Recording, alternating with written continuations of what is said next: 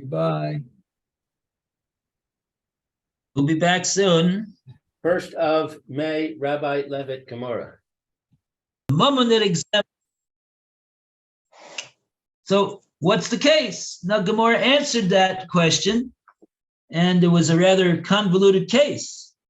It's a two-step case of a custodian, Kagon Shatoan Tanas Ganav, and then when the depositor asked for the item back, he said, "Oh, it was stolen." And then he made a shvua to that effect, that it was stolen from him. And then he turned around and he took it back. Chazar.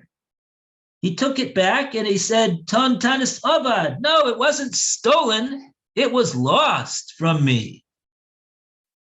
And then he swore that it was lost from him.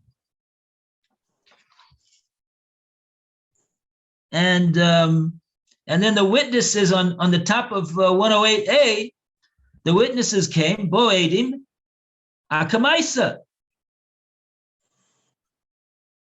The witnesses came and they gave Adis that in fact his first claim was a lie. It wasn't stolen from him, that deposited item.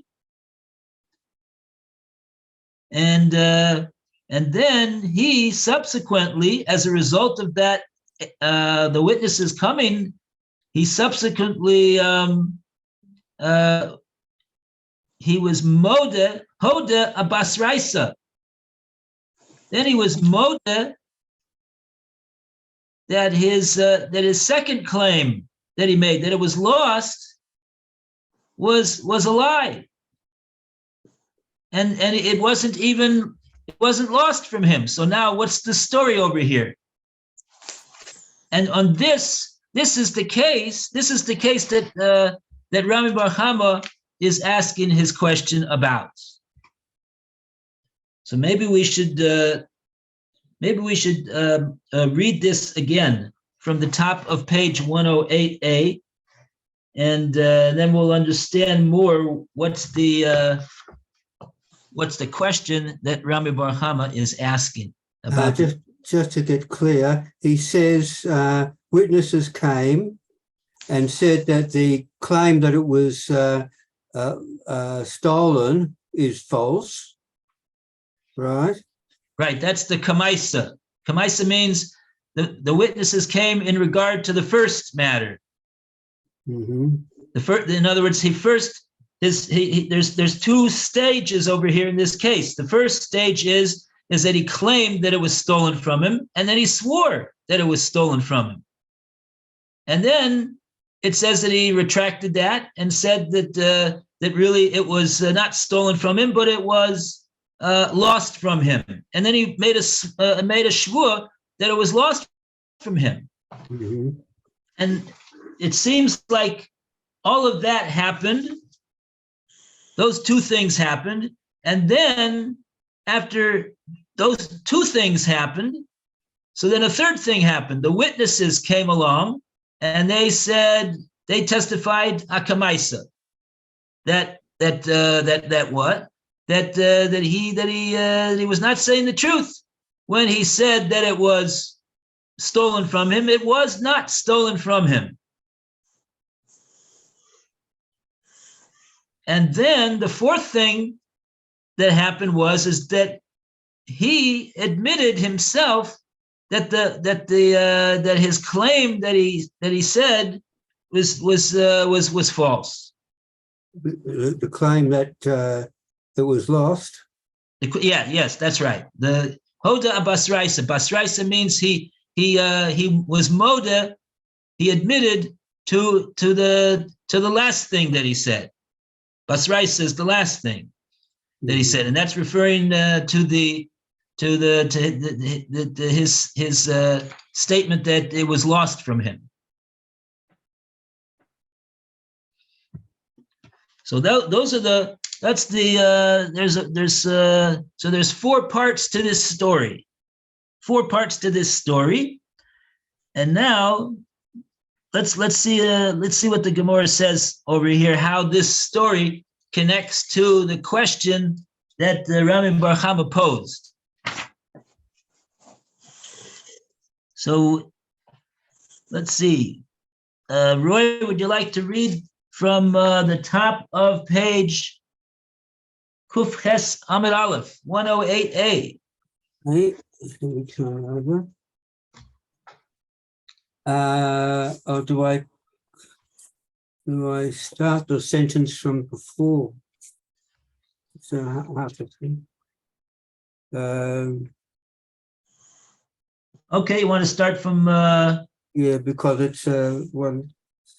okay. Achichama, what's the case in which the inquiry has a bearing? Kagan, Shira'ain, Ta'anas, Ganav, Vernisba. It's a case where an unpaid custodian claimed a claim of theft by a thief and swore to that effect. The Chaver, the Ta'anas Avad, the Nishba, and he later claimed a claim of loss and swore to that effect. Now turning over to 108A. Hooray! Hooray for page 107b. Can I go on?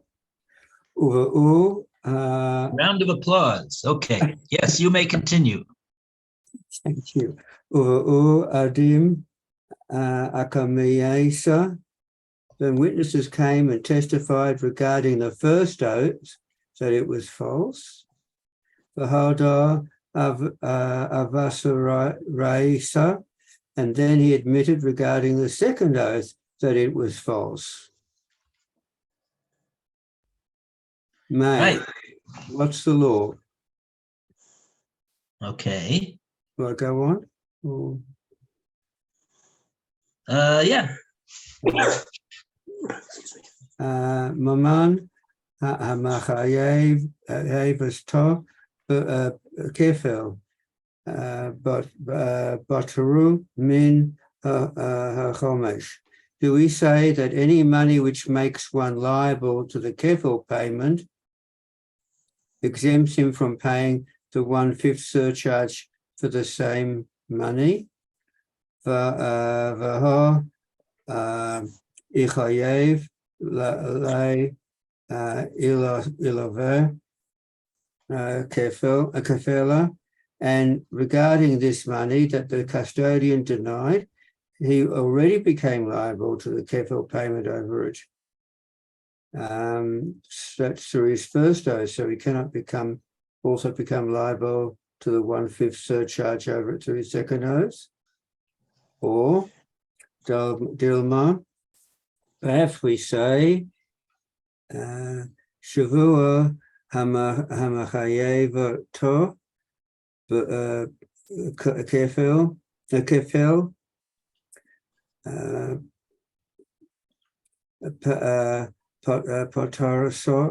Pataraso Min Chomesh. So perhaps we say it's an oath which makes one liable to the kefil payment to exempt him from paying the 1/5. And the Arshro goes on, the 1/5 surcharge for that same oath. Thus, if the defendant would confess that his first oath was false, he could not be held liable to the 1/5 surcharge for that oath, since he is already liable to kefil on account of it. Kisreisa, but as to the latter oath, Ha'il Delo Ka Machayeva Le Kefela, since it did not make him liable to the kefil payment, Techayeve Chomesha, it will make him liable to the 1/5 surcharge, despite the fact that it concerned the same money as a first oath.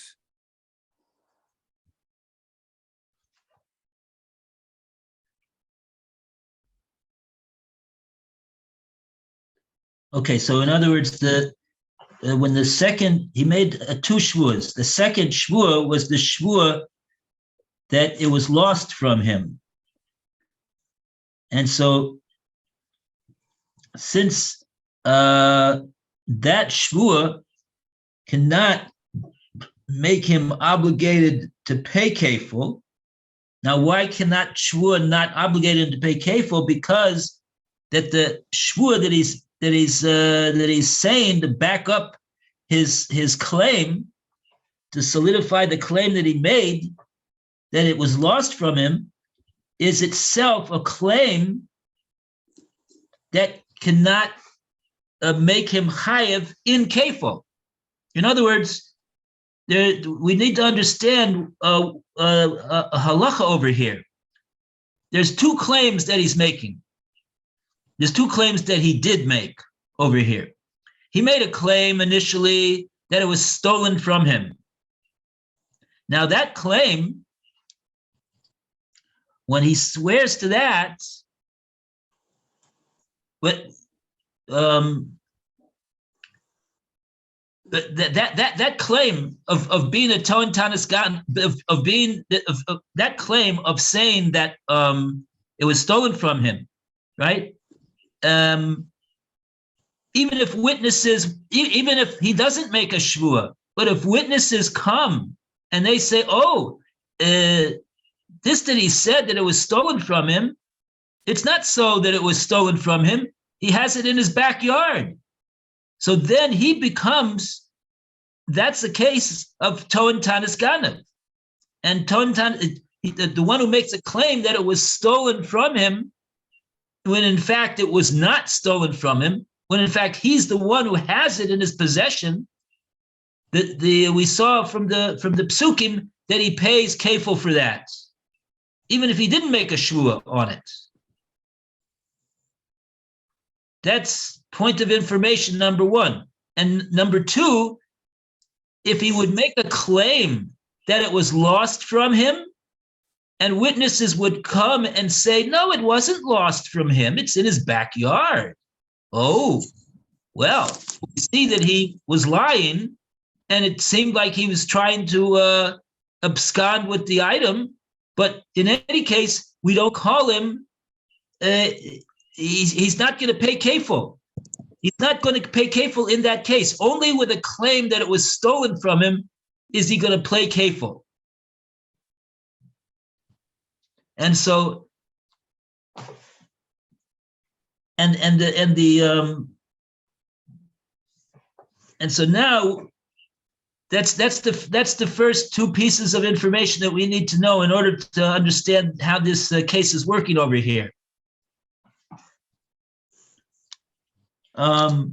Let's see. Let's take a look at, Luke, can you read the Rashis on 108a? Ubo Edim. 108a, Ubo Edim. Witnesses came. San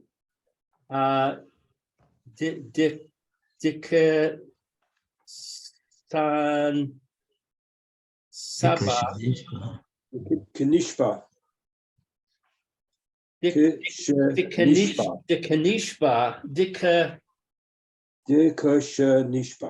Dikashanishba.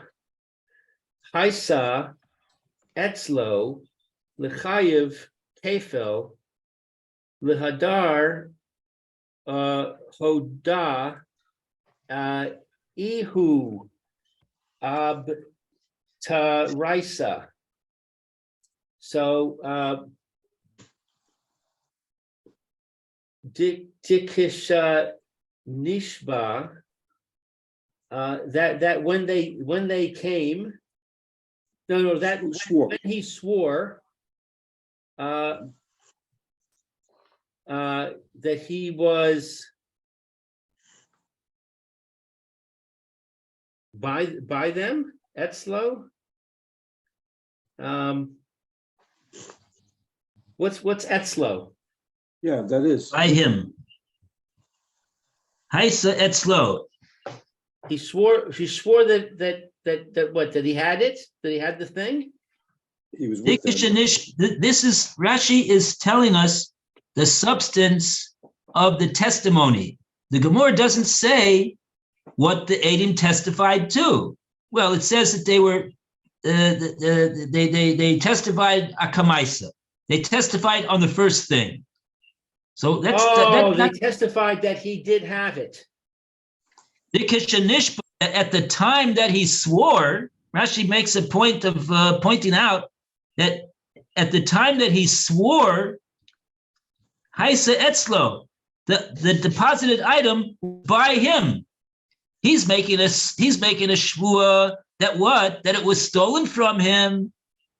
The witnesses are coming and they're testifying that when he made the shvua, at the time that he made the shvua, Haisa Etzlo, it was by him.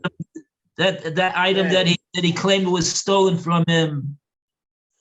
L'chayev, kefil, and that makes him obligated to pay kefil.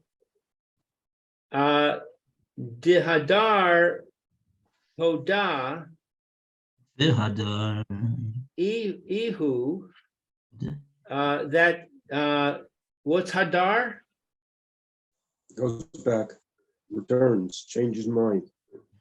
The Dal is the same as a Zion. It's Chazar. He changes his mind, so to speak. He retracts, is a better word. And then when he changed his mind and he admitted, what is this last word? Abasraisa. Abasraisa. That's the word in the Gemara. It's the later one. It's the second one that he made. Abbas Rice, it's the second oath. So what's the second thing that he's moda on? He's is he moda on the? He's moda basically that he lied in his second claim. His second claim, which you're correct that he swore to. He didn't just claim it; he swore to it. Was that it was lost from him. It wasn't stolen from me. It was lost from me, he says, and he swears to it. So this that Rashi says, Vahadar, he subsequently, after the witnesses came and refuted him in the Kamaisa, Hadar, he subsequently retracted and was Vahoda, and he admitted. He was him, the custodian, Abbas Raisa, on the second claim that he made. So he admitted that the second claim was also a lie. Yeah. Okay. What is the law? Michayev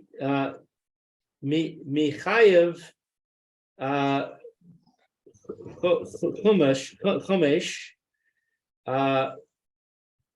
Ahach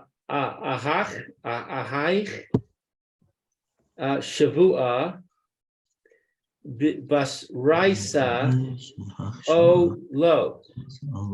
So is he chayev?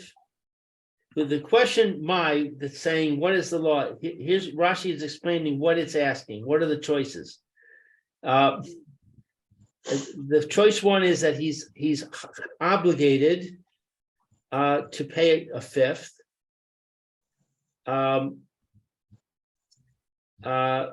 because of the shavua, the second shavua, or not. Is he? The question is he obligated to pay a fifth because he swore falsely the second time when he said it was lost, or is he not obligated to pay the fifth because he already paid the kefil? Well,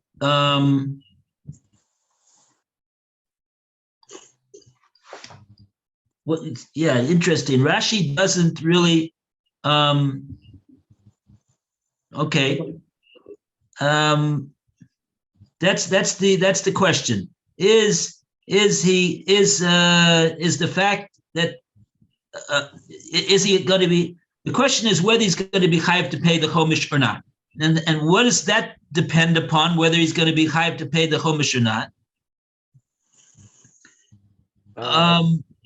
It's going to be if we're going to look at the fact that the Shvua Basraisa,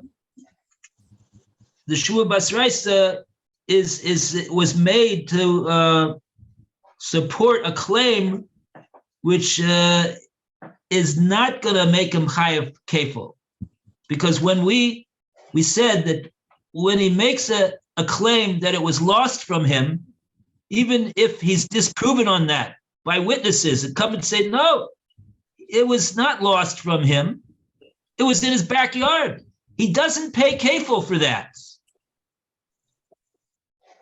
But we said he did pay kefil because of that. If he says that it was stolen from him, if he says it was stolen from him, and witnesses say, no, it wasn't stolen from him, he has it in his backyard now. Right. Then he pays kefil. Right. He's a toan tanis. In other words, there's no such a thing as a toan tanis ovad. Oh. And so the whole question over here, the Rambam Racham is asking is right. We have a double case, 2 and 1 over here. He first made a claim that he would pay kefil on. He made a claim that it was stolen, and then he swore to it.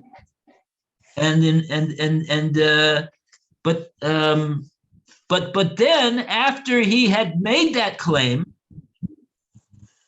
and sworn to it, before witnesses come, he retracted it.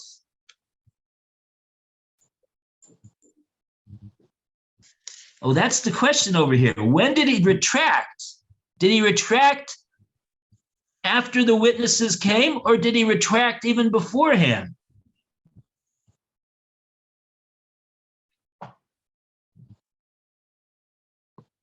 It seems like he retracted. What? It looks like he retracted after the witnesses came. I don't think so. It looks like he retracted before the witnesses came. That was the second thing that happened. First thing that happened was he made a claim that it was stolen and he swore to it. Then he retracted and he said, no, it was lost, and he swore to it. Then witnesses came, and then he admitted that on the second claim that he retracted. That was untrue what he said, right? So the question is, what is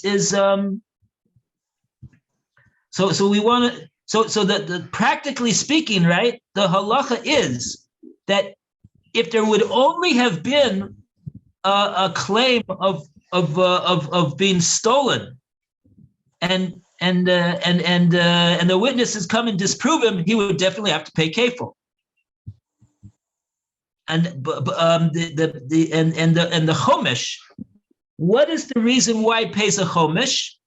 Because he swore falsely, right? When he swears falsely, he's got to pay a chomish. He's got to bring a korban asham. I thought the chumash was because he admitted. I thought the chumash is a kapara, that since he admitted, he's allowed to get a kapara by paying the chumash. Oh, 1 second. Right. So now we have to clarify that. In other words, if he would never have admitted. Well, 1 second.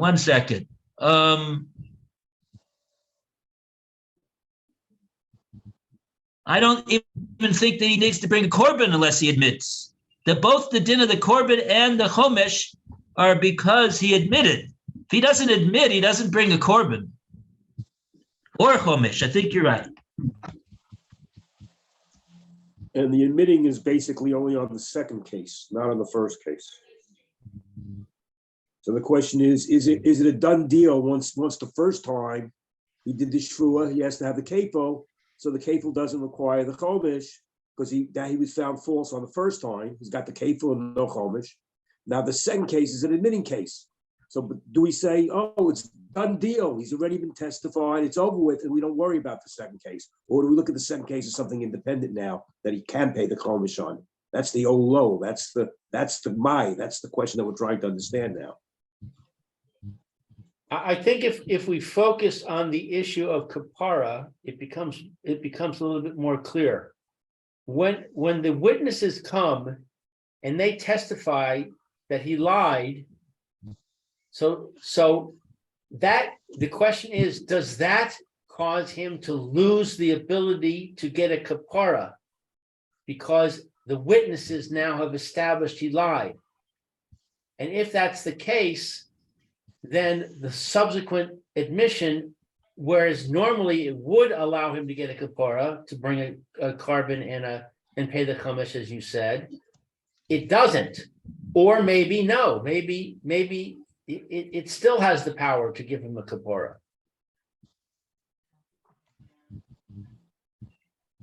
Mhm. Okay.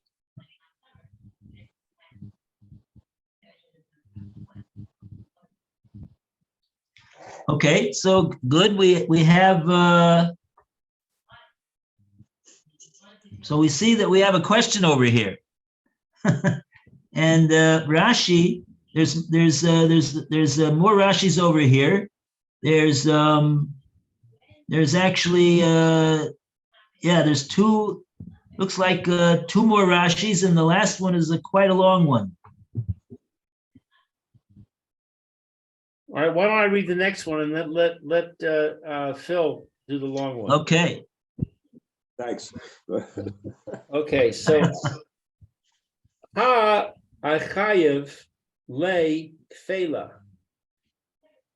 This that he is obligated to pay the double payment.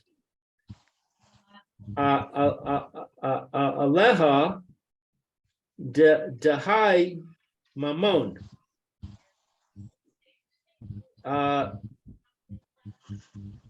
What is this first word? Aleha. Am I pronouncing it right? On it. Yeah, Aleha. That he has to pay money. He has to pay money. This payment. What's the deal? I don't know how to translate this sentence. Aleha dehai mamon. Mamon is a monetary. When you talk about chomish is a penalty that you pay. It's not considered a momo payment. It's considered a kanas. It's considered like a fine paying the chomish. Right. Or an asham, which is a for kapara. But this is a monetary. You have to pay it physically money back, which is what kefil is.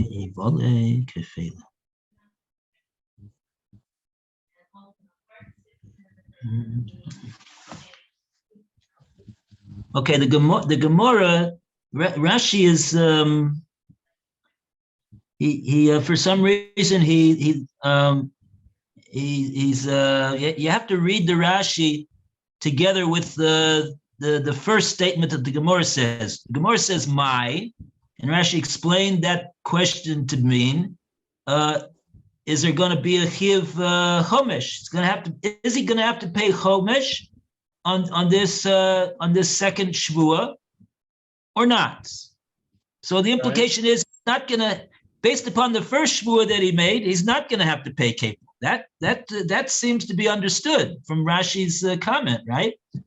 What's the din? Is he going to have to pay chomish based upon the shvua basraisa that he made or not? Right. So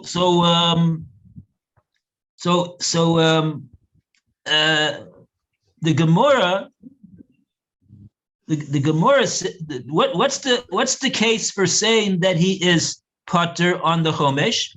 That's what the Gemora says. The case for saying that he is potter is because mammon.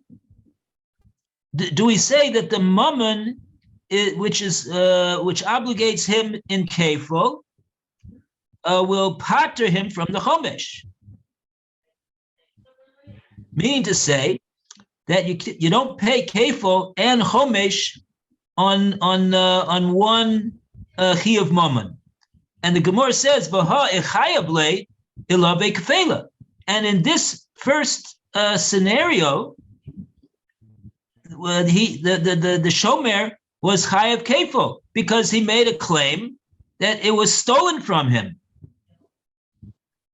And when he gets disproven on that, he becomes a ton tanas ganav who's got to pay kefil. So he was chayav in kefil, according to the first claim that he made. And if so, that he was chayav kefil, so a chayav kefil exempts you from the payment of the chomesh. So that's the case for saying that he would be potter on the chomesh. So this that Rashi says, but Rashi is, that's what Rashi says. And here he was chayav in the kefil. Aleha dahai mammon. Aleha dahai mammon. On it. On what? On this mammon that he had to pay. This mammon that he had to pay, this monetary payment that he had to pay, there was a payment of kefil attached to it because he was a ton tanas ganav. He made a claim that it was stolen. When it was stolen from him, a claim of theft has a din of a ganav if he's disproven on that, and he's regarded as a ganav who pays kefil. He has a din like a ganav who pays. So that would be the case for saying that he's potter on the chomesh. Because the money that he would have to pay, included in that money that he had to pay, was kefil. Oh, if so, then he's potter on the chomesh. Yeah. I still don't understand this Rashi. If this that he's obligated to pay kefil on it, this money. I don't get it. I don't get what Rashi is saying.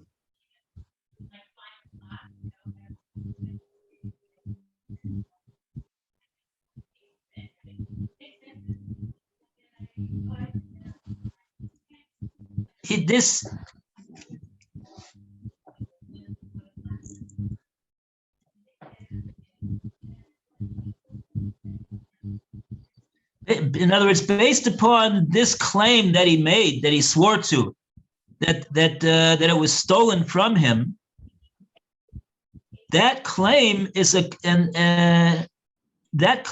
claim that carries with it a chiyuv kefil.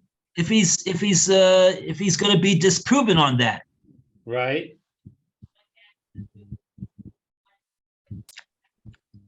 And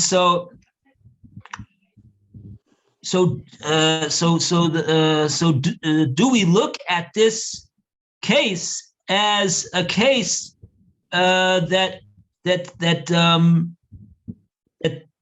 he's chayav kefil? Is this a case that he's chayav kefil over here? Mammon hamachayav kefil potrim in a chumash. That's a fact. That's a fact. That's not a matter of discussion.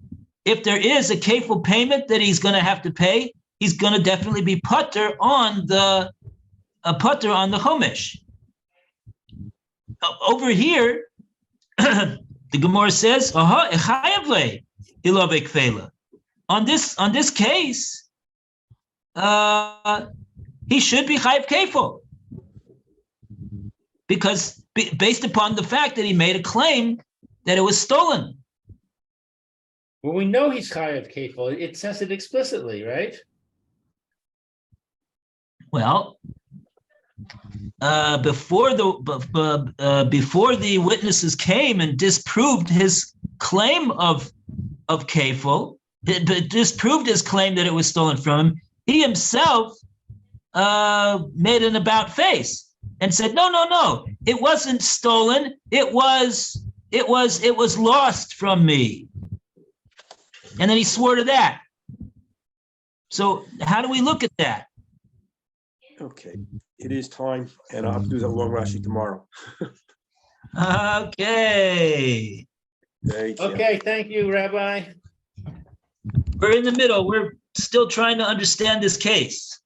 Yeah, I'm really still struggling with this Rashi. Exactly But- what this phrase Aleha Dahai Mamon, what that means. Is it a run-on Rashi, or is it a separate sentence? I'd like to delve into that a little bit more in Mitzvah Hashem, please. Okay. Very good. All right, thank you, Rabbi. All the best. Have a good day, Roy. Have a good You day, too, bye, thank you. Alan. See you, Robert, more or less. And also, Hi, Robert. Robert, 4:00 in the morning. and also Alan, see you, more or less. What? How many hours are they behind us now? After It's, we changed the clock? It's 5:34 a.m. in New York, and Robert's in New York's time zone. Right. Bye, bye. Bye bye. Okay, take care. Have a good day. All the best.